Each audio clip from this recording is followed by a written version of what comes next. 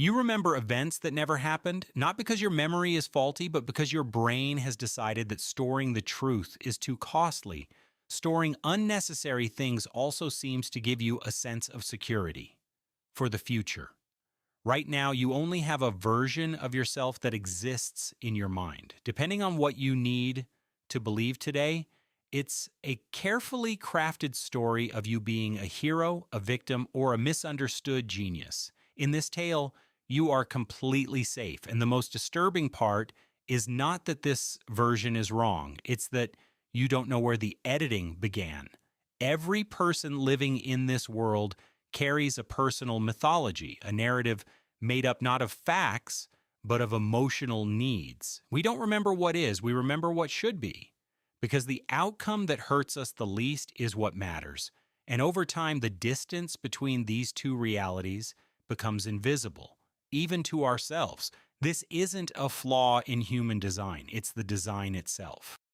Welcome to 5-Minute Psychology. In the next 5 minutes, you'll learn a powerful psychological idea that can change the way you think. Love psychology? Subscribe for more. Now let's continue. The brain is not a recording device, it is a storytelling machine, and its primary audience is you. Every memory you hold has been filtered through layers of interpretation, emotional weighting, and selective attention.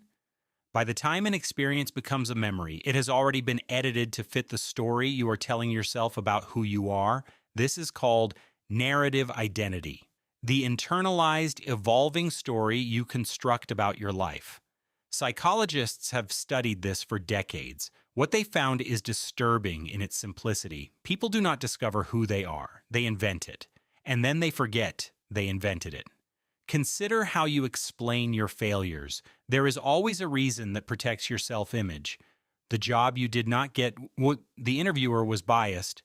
The relationship that ended, they could not handle your depth. The goal you abandoned, the timing was wrong. These are not lies in the traditional sense. You believe them completely. That is what makes them so powerful. Self-deception operates beneath conscious awareness. This is not a choice you make. It is a process you are subjected to. Your brain automatically filters out information that threatens your sense of self and reinforces information that supports it. This is called motivated reasoning, and every human being does it every day. But this is where things get truly disturbing. The identity you protect with these small deceptions is itself a fabrication.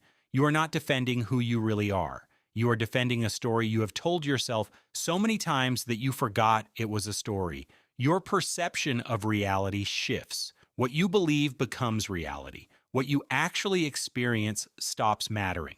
Children don't have this problem. They experience reality directly without heavy self-narrative machinery. But as we grow up, we learn that some truths come at a social cost. We learn that vulnerability invites judgment. We learn that admitting weakness feels like dying, so we build walls. Then we decorate these walls so beautifully that we forget they are walls at all. Walls for hiding or being hidden. The most successful self-deceivers don't know they are deceiving themselves. They have integrated the lie so completely that it feels like truth. They defend their false memories with genuine emotion. They argue for their constructed identity with absolute conviction. Because to them, it is not constructed. It simply is. This creates a profound psychological trap. The more invested you become in your self-narrative, the more threatening, contradictory information comes. You start avoiding people who see through you. You stop engaging with ideas that challenge your story. Your world shrinks to fit your fiction. And the tragedy is this: the parts you keep hidden, the failures, the contradictions, the shameful moments, are often the most human parts, the parts that could truly connect you to others. But they remain buried beneath protective narratives, never seen, never integrated, never healed. The truth is sincere, but we fear it, because truth makes us look weak. So, what do you do with this knowledge? You cannot simply decide to stop deceiving yourself. The mind doesn't work that way. But you can develop suspicion toward your own certainties. You can notice when you feel defensive and ask what you are protecting. you can hold your personal story a little more loosely because the goal is not to destroy your narrative. You need a story to function. The goal is to remember that it is a story, to maintain distance between who you think you are and the mystery of who you might actually be.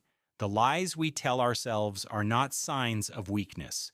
They are signs of a mind desperately trying to survive. But survival and truth are not always the same thing. And at some point, you have to decide which one matters more.